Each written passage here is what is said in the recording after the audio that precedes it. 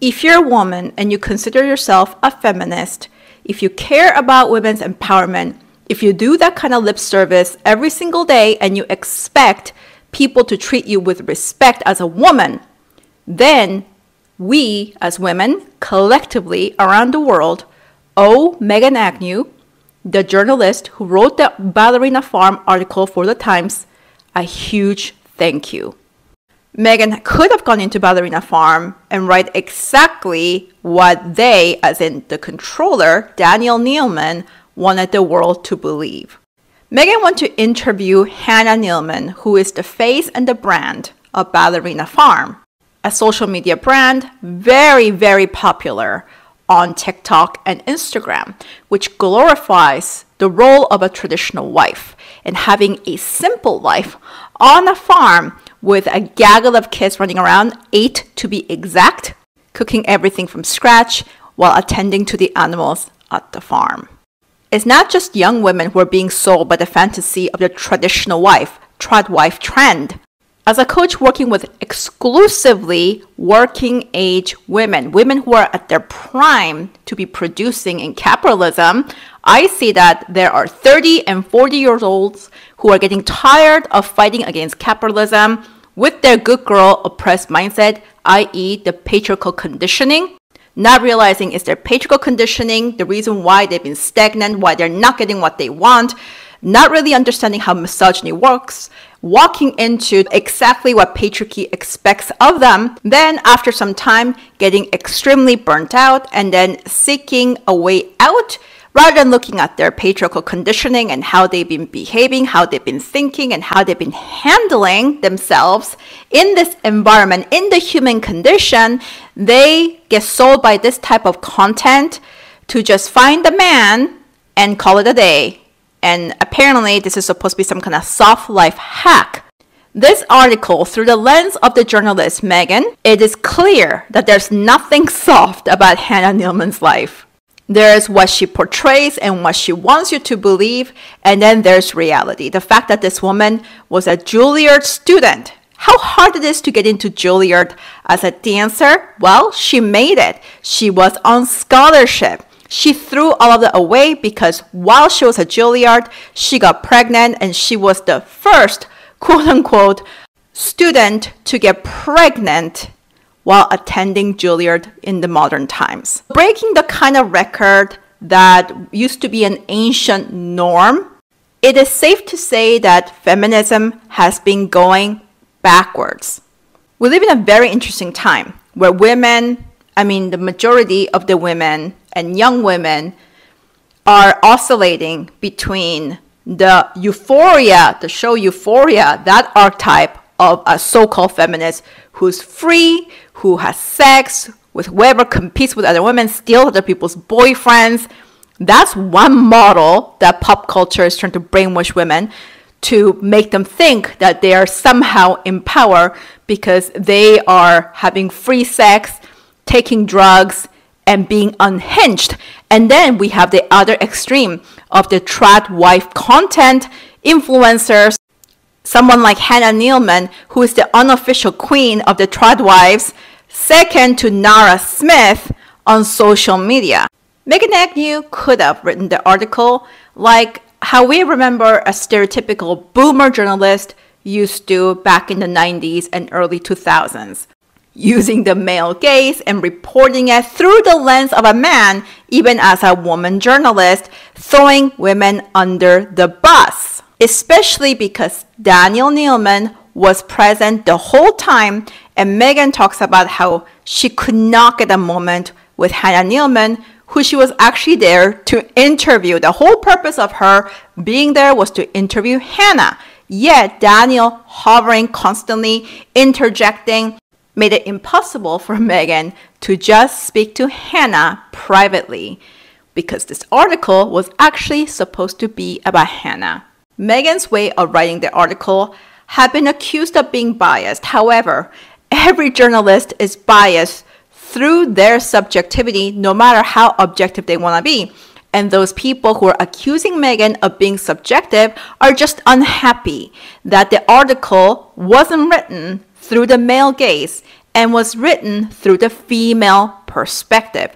What it feels like to be a woman in Hannah's situation.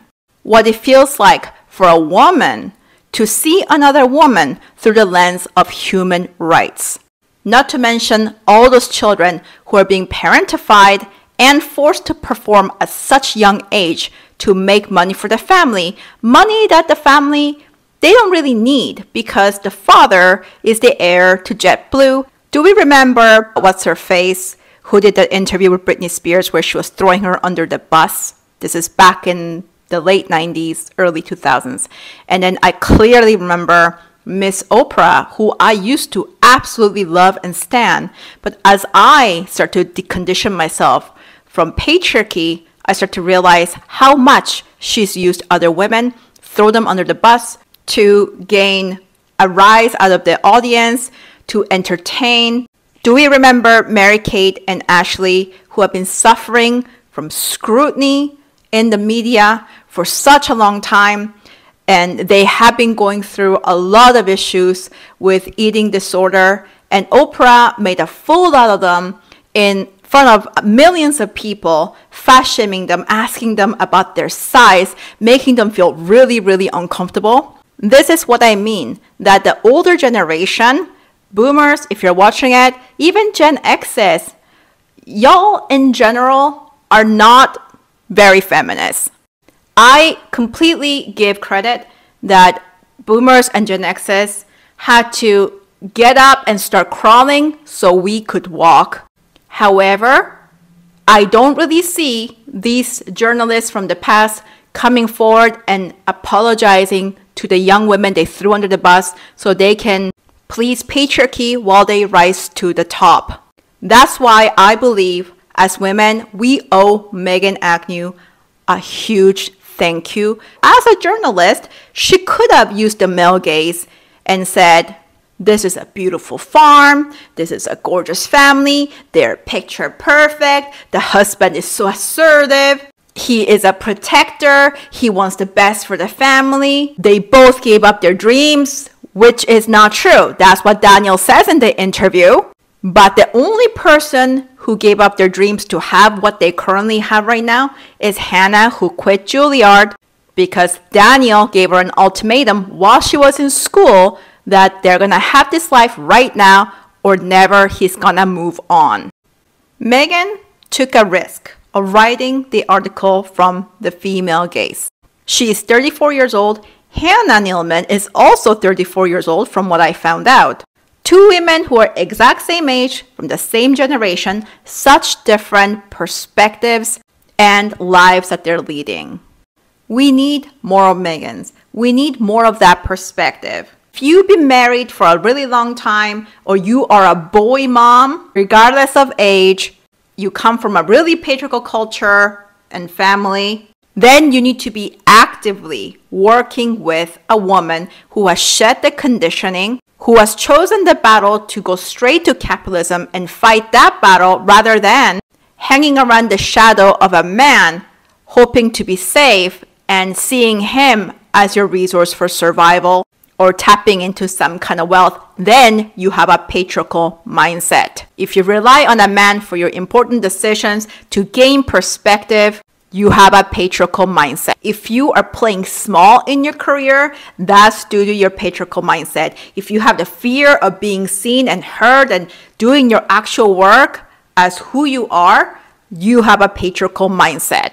Basically, the patriarchal mindset in a woman is the oppressed mindset, and the way you see the world and interpret who you are and how you relate to the world and what you expect from other women is through the male gaze and expectation. Women who are patriarchal will unwittingly throw other women under the bus. And that's exactly what Hannah Nealman is doing, which is now, aside from the article that Megan has written, these are all my own opinions and perspectives. White feminism.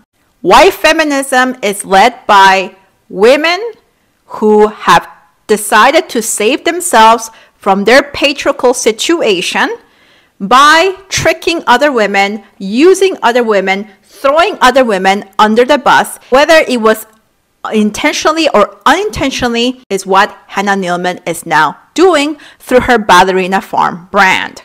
That brand is tricking naive good girls who are traumatized and conditioned to be helpless via their patriarchal upbringing, selling them a fantasy that can never exist, pretending to be happy, selling them an outcome that is inevitably going to become a woman's worst nightmare. Megan Agnew did a really great job of painting the realistic picture of how this is not a wonderful, loving self-love. Quite the opposite. It is a nightmare to discard yourself from a career that you wanted from when you're very young, even though you have gotten yourself into a prestigious school to be on that path, then to reproduce 8 kids, bam, bam, bam, bam, bam, in a row, and the husband gets to say whether she gets to be medicated through that pain or not. I have 2 kids. I also had a medicated birth, like Hannah, twice. She did 8 times. I know what a medicated birth feels like. And if a man is asking you, not really giving you a choice, but asking you to do that 8 times, that's domestic violence, coercive control, and abuse. My grandmother has 7 kids. Of course, back in the day, as she was born in 1913, it was all a medicated birth. Would she ever recommend me to have 8 kids? Absolutely not. Even though she had a lot of expectations towards me to be the good girl based on patriarchal standards, she was the OG femininity coach, upper class woman born in 1913. That's all she knows. Even then, she would have never ever recommended me to have 8 kids in a row. But this is what Hannah Nealman is selling to an average, naive, good girl who's looking at her life as if this is something they can have. First of all, that farm life, they come from money. Both of them. David Nealman's family is much more wealthy compared to Hannah's family, from what it seems like, because the father is a billionaire. And while David doesn't have access to all of that money just yet, he is definitely a millionaire. And we're talking about multi-million. Hannah Nealman also comes from a fairly wealthy-ish family because you have to be pretty dang good at ballet to get into Juilliard, and it's not talent alone. That means a lot of training, and that's a lot of money for her parents up front. If you really know how much it costs to train in ballet, you understand that Hannah Nealman also came from privilege. One point shoe is close to $100, and you will go through that in a couple of days while you're training to be that good to get into Juilliard at pro level. A private lesson is going to cost you anywhere from $300 to $500. And if you want to be a pro and get into Juilliard, that means she had plenty of private lessons too. Of course, tuition, we're looking at $20,000 to $50,000 depending on what school she went to, because if you go to an average ballet school that's just around the corner, you're not gonna get the kind of training you need to be able to get into Juilliard regardless of how much natural talent you have. And if she can get a scholarship to go to Juilliard, that means she had to be pretty damn good. She likely has a ton of natural talent, but again, she is not an average viewer who watches Ballerina Farm, who comes from underprivilege, who maybe family has been impoverished for generations back, an oppressed upbringing, oppressed mindset. You also need to have money to be able to marry a privileged man. This is something that most of her viewers don't understand. So this is the piece around white feminism I want to address. A white feminist feels oppressed because of the system, because of the white man who controls and abuses her. So she decides that she's going to take advantage of the more oppressed group, which in Hannah's case are her naive, unconscious, underprivileged viewers who are hoping and wishing that man will swoop down, scoop them up, and give them this soft life that is not even soft. But when a woman has been so underprivileged all her life, she doesn't know what privilege looks and feels like. If Hannah had full control over her life, her body, her time, she might not be doing this on social media, especially under the pressure and the expectations of her husband. A white feminist also only understands her own pain. So she will throw her kids on screen, not thinking about the fact that these children are human beings. Maybe they don't want to be known. Maybe they want privacy. But again, a white feminist just wants to take the place of a white man to be able to have the freedom while not even thinking about how she's oppressing and abusing others. So then the kids are being recorded constantly. Regardless of what they want, they're being treated like an iPhone or a lamp or a piece of kitchen equipment, meaning property. Her husband treats her like a property. He treats the kids like a property. She is complacent in treating the kids like a property. She is making money, or I should say he or they are making money. But the kids, they are the true saddest case here. Do I really feel for Hannah Nealman? The conditioning does get in the way, but she was an adult when she made these choices, and with the outpour of people speaking up, it's very possible that she actually has been awakened to this for a really long time. Or if not, she could awaken to this after seeing a bunch of stitches, videos talking about how she is being abused, this is coercive control, this is domestic violence, etc.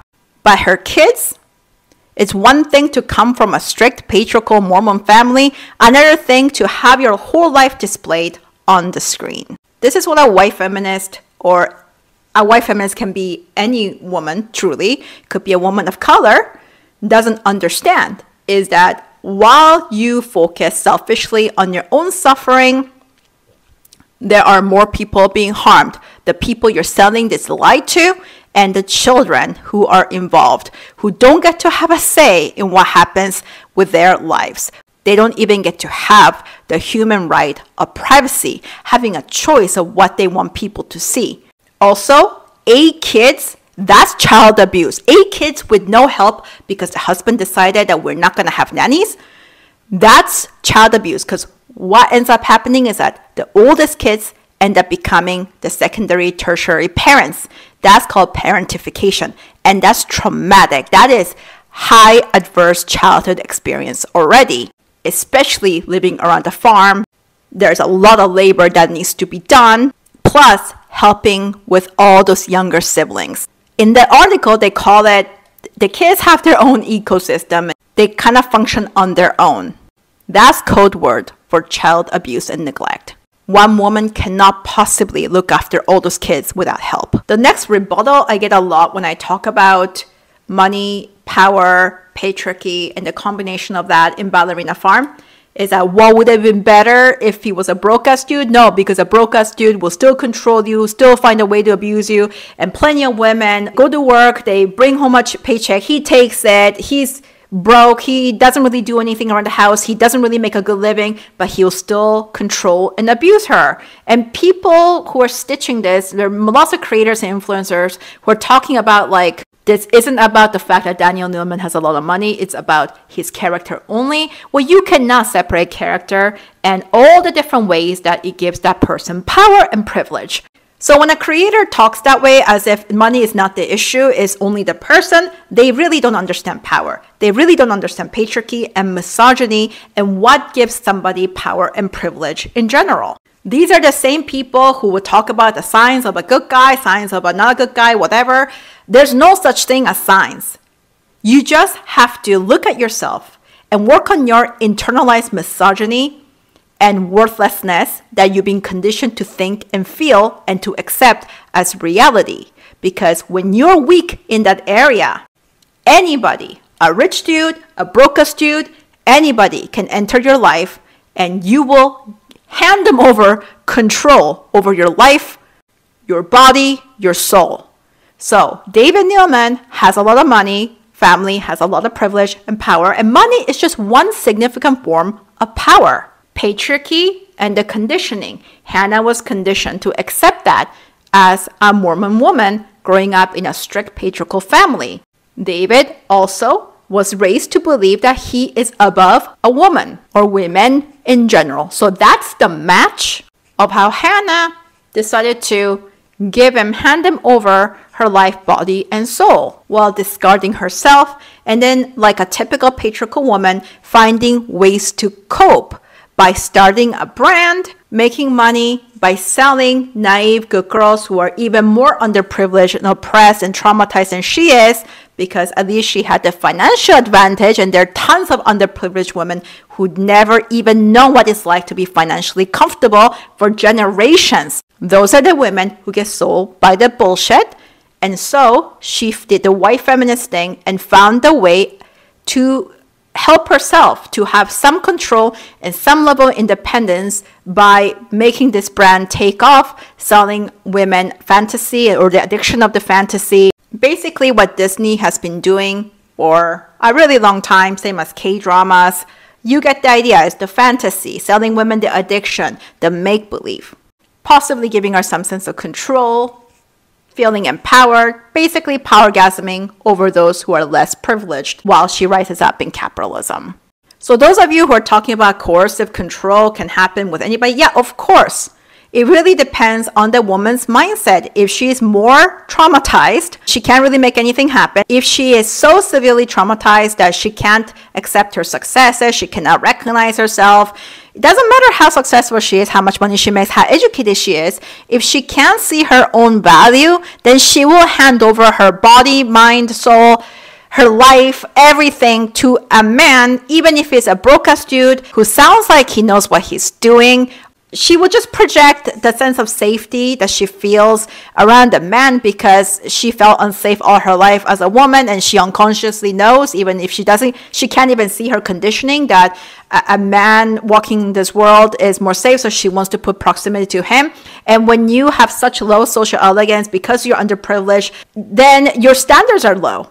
And so you look at a man who's got nothing going for him, and you think, oh, he will protect me. Or maybe you had a really bad experience with wealthy men because maybe your father was extremely controlling and he had a lot of money and assets or whatever. Then you may foolishly think to do the opposite. That's what trauma does. That's what trauma does. That's how women end up in these horrible situations. But here's the thing. When a man has a ton of money, escaping is going to be very difficult. When a man doesn't really have money, he doesn't really have assets, then he can make your life hell in other ways, for sure. He can be violent. He can still be very controlling through your kids. He can brainwash those kids. And by the way, in patriarchy, those kids belong to the man. A man has always had male privilege, and to him is a natural right and a standard that those kids see him as the authority. So that means those kids grow up thinking that they belong to the father, and there's a lot of mental brainwashing and conditioning that happens without you even knowing, because when you've been oppressed as a woman, you don't understand. You do not look around and pay attention because you become so hyper-focused within yourself, in your pain, because you feel so unsafe. You do not understand how the world works around you, whereas a man has always been above you and on a platform. Regardless of his socioeconomic situation, he's always known and have felt he's above women. That is a human condition. That is a condition of patriarchy. So a woman who is so traumatized, doesn't know her value, she will make a decision in her own head based on what she thinks is safe for a man with more money, a man with no money, and then she will completely hand over herself because she cannot be responsible. She doesn't trust herself. She doesn't trust that she can make the right decision. And then once you hand over, now you're in his control.